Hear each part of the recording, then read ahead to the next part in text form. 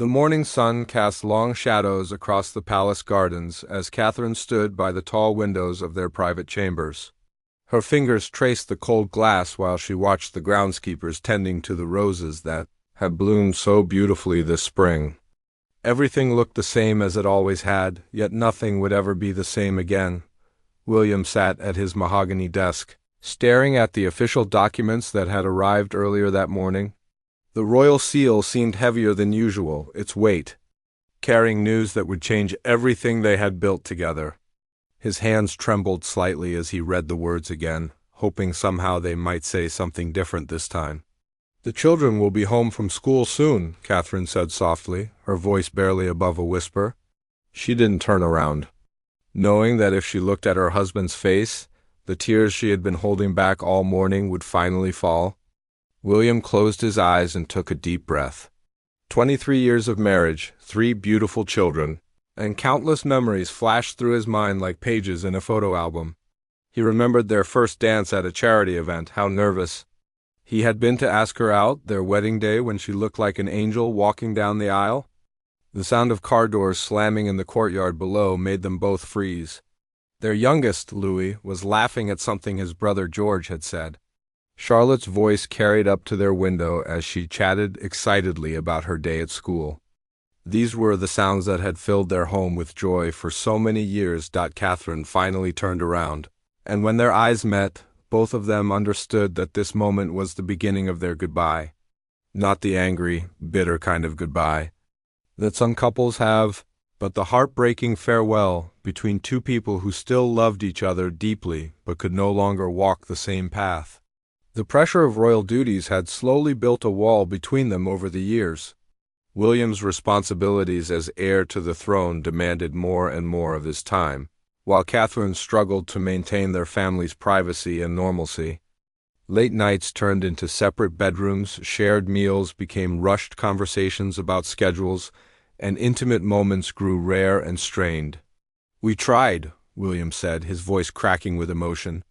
"We really tried to make this work." Catherine nodded, a single tear rolling down her cheek. "We did. We gave it everything we had." They had spent months in counseling, trying to find their way back to each other. They had taken family vacations, planned date nights, and made promises to put their marriage first. But the demands of their royal life seemed to pull them apart faster than they could come together. The children's footsteps echoed in the hallway outside their door. Soon they would burst in with stories from school, homework to be checked, and requests for evening snacks. For now, in these last few moments of their old life, William and Catherine stood in silence, remembering who they used to be before duty and obligation changed everything. Neither of them spoke about what would happen next. The official announcement, the media frenzy, the custody arrangements, and the division of their shared life lay ahead like a storm on the horizon. But in this quiet morning light, they were just two people who had loved each other completely and were now facing the impossible task of learning how to love each other differently. William stood up slowly and walked toward his wife. Without saying a word, he reached for her hand and she let him take it. They stood together by the window, watching their children play in the garden below, both knowing that tomorrow everything would change. But today they could still be a family, even if it was for the very last time. The family dinner that evening felt like walking through a dream that was slowly turning into a nightmare. Catherine had prepared their favorite meal, shepherd's pie with extra cheese the way Louis liked it, and fresh garden salad that Charlotte always picked at but eventually finished. The dining room buzzed with the usual chatter about school friends, upcoming sports matches, and weekend plans. George was excited about his history project on medieval knights, completely unaware that his parents were about to make history of their own in the most painful way possible. He demonstrated sword-fighting moves with his fork, making whooshing sounds that normally would have earned him a gentle scolding about table manners. "Mom, can we go to the cinema this weekend?" Charlotte asked, twirling her hair around her finger the way she did when she was hoping for a yes. "Emma's family is going to see that new adventure film, and she said I could come if you approve." Catherine's throat tightened as she realized this might be one of the last times Charlotte would ask her such simple, innocent questions. Soon there would be custody schedules, different houses, and careful coordination between parents who were trying to pretend everything was normal for their children's sake. "We'll see, sweetheart," Catherine managed to say. Glancing at William, who was pushing food around his plate without really eating, Louis, only 11 years old, seemed to sense that something was different even if he couldn't put his finger on what it was. He kept looking between his parents with curious eyes, the way children do when they notice adults behaving strangely but don't know why. "Dad, you're not eating much," Louis observed, his young voice carrying concern that broke William's heart into even smaller pieces. "Just thinking about work." "Buddy," William replied, forcing a smile that didn't reach his eyes. Sometimes grown-up thoughts make it hard to concentrate on dinner. After the children went upstairs to finish their homework and get ready for bed, William and Catherine found themselves alone in the kitchen, cleaning dishes in a silence that felt heavier than any argument they had ever had. The routine of washing, drying, and putting away plates felt sacred now, like a ritual they were performing for the last time. "How do we tell them?" Catherine asked quietly, her hands still busy with the dishcloth even though the plate she was drying had been clean for several minutes. William set down the dish he was holding and leaned against the counter. "I've been thinking about that all day. Maybe we start by explaining that sometimes people who love each other very much still need to live separately." "They're going to ask if it's their fault," Catherine said, her voice breaking slightly. "Children always think it's their fault when parents separate. Then we make sure they know it isn't. We tell them over and over again until they believe it." They talked quietly about practical matters, trying to focus on logistics rather than emotions. Which days would the children stay where, how to handle school events, what to tell their teachers and friends. These conversations felt surreal, like planning someone else's life rather than their own. When it came time to say goodnight to the children, both parents went upstairs together one last time as a married couple. They tucked Louis into bed, listened to George read aloud from his book, and braided Charlotte's hair for the next day. These small acts of parental love felt both ordinary and extraordinary. Routine bedtime rituals that were about to become carefully scheduled visits. "I love you all to the moon and back," Catherine whispered as she kissed each child goodnight. The same words she had said every evening since they were babies. "And to the stars and back again," William added. Completing their family's traditional goodnight phrase, standing in the hallway after closing the last bedroom door, they looked at each other with the weight of everything unsaid hanging between them. Tomorrow they would have to find the courage to break their children's hearts while somehow keeping their own family together, just in a different way. "We can do this," William said softly, though he wasn't sure if he was trying to convince Catherine or himself. "We have to," she replied, "because sometimes love means being strong enough to let go, even when letting go feels impossible." The next morning arrived too quickly and not soon enough. Catherine woke up before dawn, having barely slept at all. She lay in bed listening to William's quiet breathing beside her, memorizing the sound because she knew it would be the last time they would wake up together as husband and wife. They had decided to tell the children after breakfast, before school, so they would have teachers and counselors nearby to help them process the news. It seemed like the most responsible choice, though Catherine wondered if there was ever really a good time to turn your children's world upside down. Breakfast. Preparation felt mechanical. Catherine made pancakes because they were everyone's favorite, and she wanted this last family meal to be special, even though none of the children knew it would be their last morning together in this way. William helped by setting the table with their good china instead of the everyday dishes, a small gesture that somehow felt important. "Fancy plates for a Tuesday," George noticed as he sat down. "Are we celebrating something?" The innocent question hit both parents like a physical blow. They were celebrating in a way, celebrating 23 years of marriage and acknowledging the end of that chapter with dignity and love.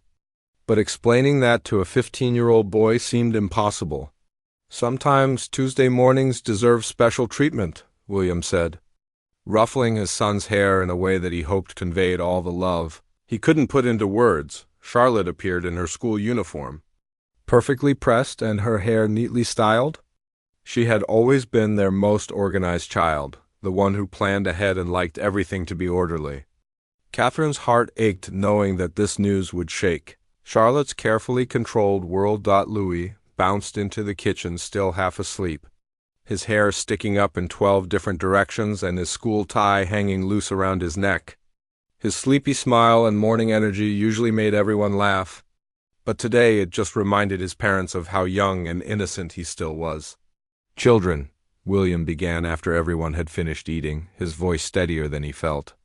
"Mom and I need to talk to you about something important." The three children looked up with mild curiosity, not yet alarmed but beginning to sense that this wasn't going to be an ordinary family announcement about vacation plans or new house rules. Catherine reached across the table and took Charlotte's hand, then gestured for the boys to come closer. "We want you to know that this has nothing to do with anything you've done or haven't done. You three are the most wonderful children any parents could ask for." "You're scaring me," Charlotte said quietly, her usual composure beginning to crack. "Dad and I have been having some grown-up problems that we haven't been able to solve," Catherine continued, her voice gentle but clear. "We've tried very hard to work things out, but sometimes even when people love each other very much, they need to live separately." The silence that followed felt like it lasted forever. George was the first to speak, his teenage brain jumping immediately to the worst conclusion. "You're getting divorced?" His voice cracked on the last word, sounding much younger than his 15 years. "We're separating," William said carefully. "We need some time apart to figure out what's best for our family."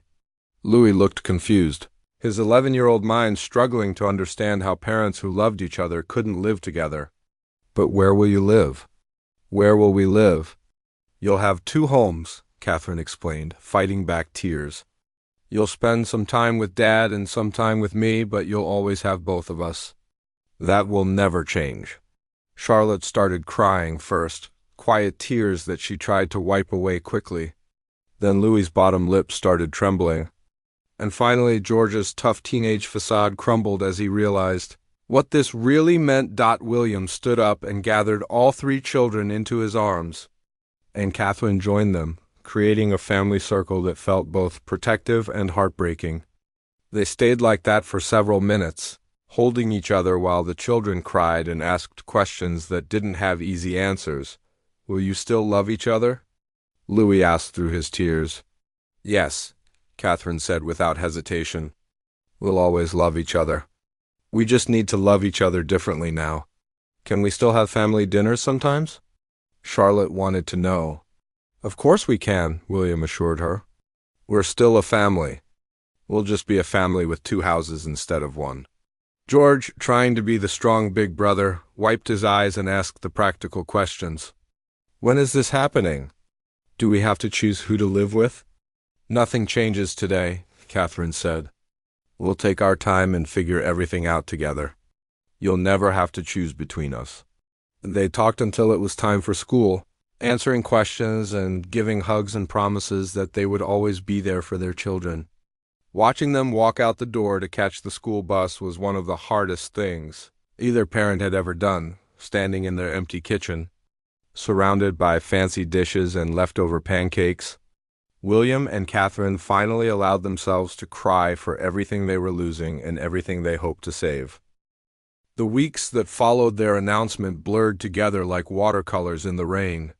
William moved into a smaller residence on the palace grounds, close enough that the children could walk between houses but far enough away that he and Catherine could begin the painful process of learning how to be apart.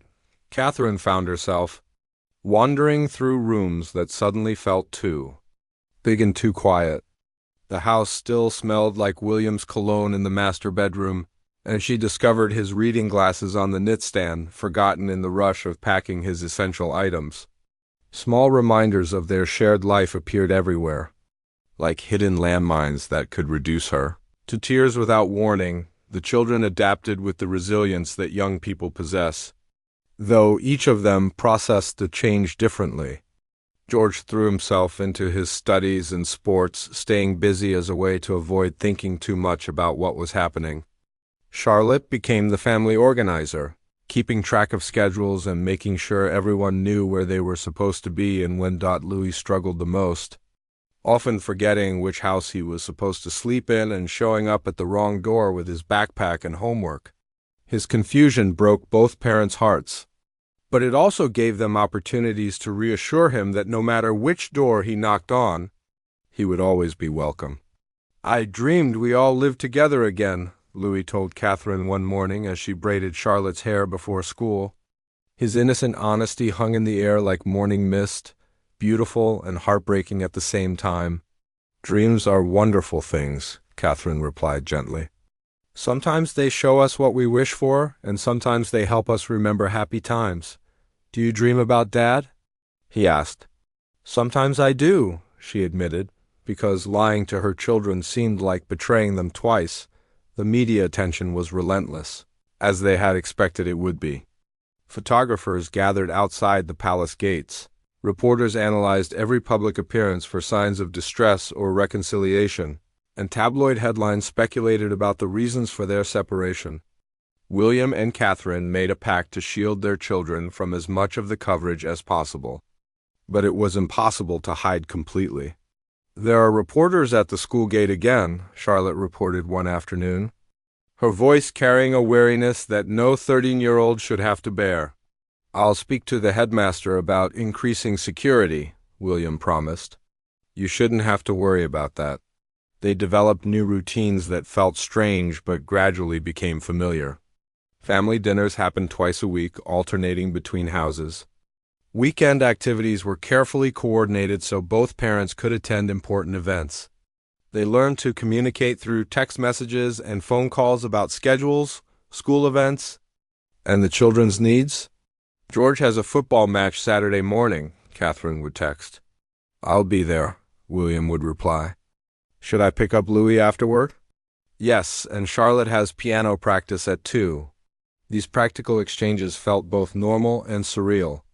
They were co-parenting successfully, but the easy intimacy of married conversation was gone, replaced by polite efficiency that served its purpose but left both of them feeling lonely. One evening, when William came to the main house for dinner, he found Catherine in the garden where they used to walk together every morning with their coffee. She was tending to the roses, her hands gentle with the delicate blooms. "They're beautiful this year," he said, standing a careful distance away. "You always said I had a gift with flowers," she replied without looking up. "You do. You have a gift with many things." The compliment hung between them, carrying echoes of easier times when praise flowed naturally and didn't feel loaded with unspoken meanings. They stood in comfortable silence for a few minutes, watching the evening light dance across the garden. "Are you happy?" William asked quietly. Catherine considered the question seriously before answering. "I'm peaceful," she said finally. "I think that might be more important than happy right now." "The children seem to be adjusting well," he observed. "Children are stronger than we give them credit for, but they're watching us, learning how to handle difficult situations by seeing how we handle this one. Then we're teaching them that love can take many forms," William said, "and that sometimes the most loving thing you can do is let someone go." Catherine added, "They talked until the children called them in for dessert. Two people who had once planned to grow old together now learning how to grow apart with grace and dignity. It wasn't the life either of them had imagined, but it was the life they were creating together, even as they lived it separately." The evening ended with their usual family ritual of saying goodnight to the children. But this time, William kissed them goodbye and walked across the garden to his own front door, leaving Catherine to lock up the house they had once shared and settle into a bed that was both familiar and completely different. 3 months into their separation, something unexpected happened that would test everything they thought they knew about letting go. Catherine received a phone call at 2 in the morning that made her blood run cold. William had been rushed to the hospital after collapsing during a late-night meeting with government officials. She threw on clothes without thinking and drove through empty streets to the hospital, her hands shaking on the steering wheel. All the careful boundaries they had established, all the polite distance they had maintained, disappeared in an instant when faced with the possibility of real loss. The hospital corridors were dimly lit and eerily quiet as Catherine hurried toward the cardiac wing.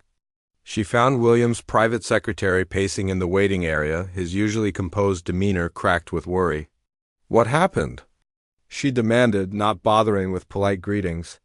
"Exhaustion and dehydration, the doctors think. His blood pressure was dangerously low. They're running more tests to rule out anything serious." Catherine sank into a plastic chair that was nothing like the elegant furniture in their palace homes. Here, under harsh fluorescent lights and surrounded by the smell of disinfectant, their separation felt insignificant compared to the fundamental fact that they still cared deeply about each other's well-being. "Can I see him?" she asked. "He's been asking for you," the secretary replied. William looked pale and smaller somehow, lying in the hospital bed connected to monitors that beeped softly in the quiet room. His eyes opened when he heard her footsteps, and the relief on his face was unmistakable.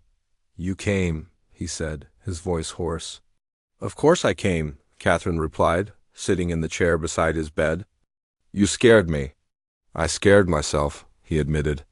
"I keep thinking about the children, what would happen to them if something happened to me." "Nothing is going to happen to you," she said firmly. "The doctor said you just need rest." "I haven't been sleeping well," William confessed. "Living alone is harder than I thought it would be." Catherine reached for his hand without thinking, the same way she had done thousands of times during their marriage when he was worried or stressed. His fingers intertwined with hers automatically, muscle memory stronger than conscious decision. "The children don't know yet," she said. "I'll wait until morning to tell them, after we know more.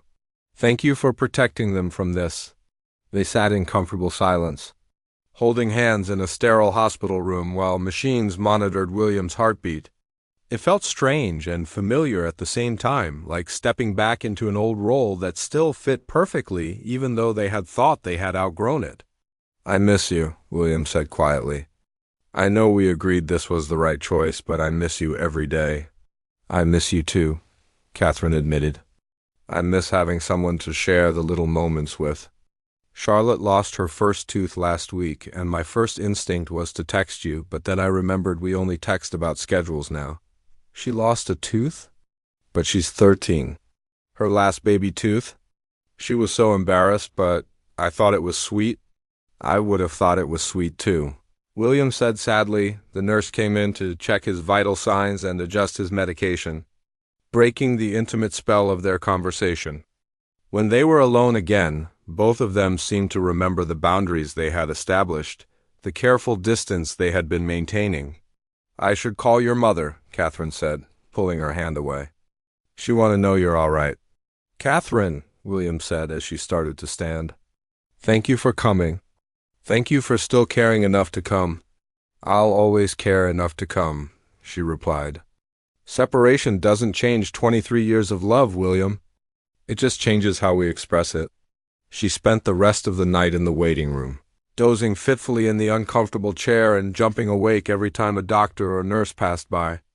When morning came and the tests confirmed that William would make a full recovery with proper rest, she finally allowed herself to cry, not tears of sadness this time, but tears of relief mixed with confusion about what it meant that her first instinct had been to rush to his side.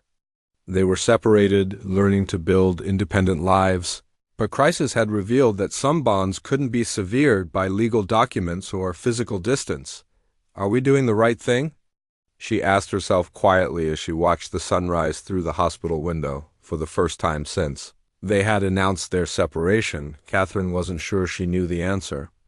What she did know was that love was more complicated than she had realized, and that sometimes the heart wants things that the mind knows aren't practical. When William was discharged later that day, she drove him home to his new residence, helped him settle in, and made sure he had everything he needed. It felt like being married again, just for a few hours, and the familiarity of caring for him was both comforting and heartbreaking. "Rest," she ordered as she prepared to leave, "and eat proper meals. And call me if you need anything." "I will," he promised. And they both pretended not to notice that "call me if you need anything" wasn't part of their separation agreement. Standing at his front door, Catherine realized that love didn't follow rules or respect boundaries. It simply existed, constant and complicated, whether people lived together or apart. 6 months after their separation began, William and Catherine found themselves sitting in their old garden on a warm summer evening, watching their children play cricket on the lawn. It had become a weekly tradition. These family gatherings that weren't quite family dinners and weren't quite co-parenting meetings, but something entirely their own. Louis had grown taller and more confident, no longer confused about which house was home because he had learned that home was wherever his family was together. Charlotte had started keeping a careful calendar that tracked everyone's schedules, becoming the unofficial family coordinator with the efficiency of someone twice her age. George had scored the winning goal in his school's championship match, and both parents had been there cheering from opposite sides of the field. "They're happy," Catherine observed, watching Charlotte teach Louis how to hold the cricket bat properly while George bowled gentle practice balls. "They are," William agreed. "Happier than I expected them to be?" "Children adapt when they feel secure," she said. "And they feel secure because we've shown them that love doesn't disappear just because living arrangements change." The months of separation had been harder than either of them anticipated, but also more peaceful. William had learned to cook simple meals and find comfort in solitude, while Catherine had rediscovered parts of herself that had gotten lost in the demands of royal marriage. They had both grown in ways that wouldn't have been possible if they had stayed trapped in patterns that weren't working. "I've been thinking," William said carefully, "about what we promised each other when we got married." "To love and honor each other," Catherine replied, remembering the words they had spoken in Westminster Abbey so many years ago. "Maybe we interpreted that too narrowly," he continued. "Maybe loving and honoring each other doesn't require living in the same house or sharing the same bed." Catherine turned to look at him, seeing something in his expression that she hadn't seen in years. Not romantic love, exactly, but a deep appreciation and respect that felt more mature than the passion they had shared as younger people. "Are you saying we should stay separated?" she asked. "I'm saying maybe we've found something that works for us and for the children.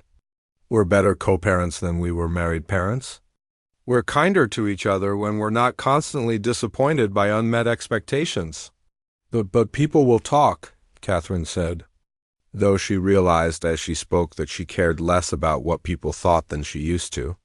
"People have been talking about us for 23 years, William replied with a slight smile. "Maybe it's time to stop making decisions based on what other people expect." They had indeed found an unusual rhythm that somehow felt right. They shared custody of the children with the flexibility of people who trusted each other completely. They attended school events and family celebrations together, presenting a united front without the strain of trying to be something they weren't anymore. "I love you," Catherine said suddenly, the words surprising both of them. "Not the way I used to love you, but I love you. I love who you are as a father, as a person, as someone I've shared most of my adult life with." "I love you too," William replied. "I love that we figured out how to love each other. Better by letting go of how we thought love was supposed to look." The children's laughter carried across the garden as Charlotte successfully hit the ball and ran between the wickets while her brothers cheered. These moments, these simple family evenings, had become more precious because they weren't taken for granted anymore. "So what are we exactly?" Catherine asked. "Separated? Divorced? Something else entirely?" "We're William and Catherine," he said. "We're the parents of 3 amazing children. We're 2 people who loved each other enough to find a better way to be together." As the sun set behind the palace walls, they called the children in for ice cream and summer fruit. The evening ended as it always did, with both parents saying goodnight to each child, but this time something felt different. When William kissed Catherine's cheek goodbye, it wasn't the polite gesture of separated spouses, but the warm farewell of 2 people who had found peace with their complicated love. "Same time next week?" he asked, as if they were dating rather than co-parenting. "Same time next week," she confirmed, walking across the garden to his own front door. William realized that their silent farewell had never been an ending at all. It had been a transformation, a quiet revolution that had saved their family by changing its shape rather than breaking it apart. Catherine watched him go from her kitchen window, then turned to help the children with their evening routines. Tomorrow they would go back to their separate homes, their independent lives, their carefully coordinated schedules. But they would do it as people who had learned that love could be flexible, that families could be creative, and that sometimes the most beautiful farewells were the ones that led to new beginnings. Years later, when people asked them about their unusual arrangement, they would struggle to explain how love could exist without traditional marriage, how family could thrive across two households, how letting go had actually brought them closer together. But their children would understand, because they had grown up knowing that love was big enough to survive any shape it needed to take, and strong enough to last even when everything else changed. In the end, William and Catherine had kept their wedding vows after all. They had loved and honored each other, just not in the way anyone expected, and that had made all the difference.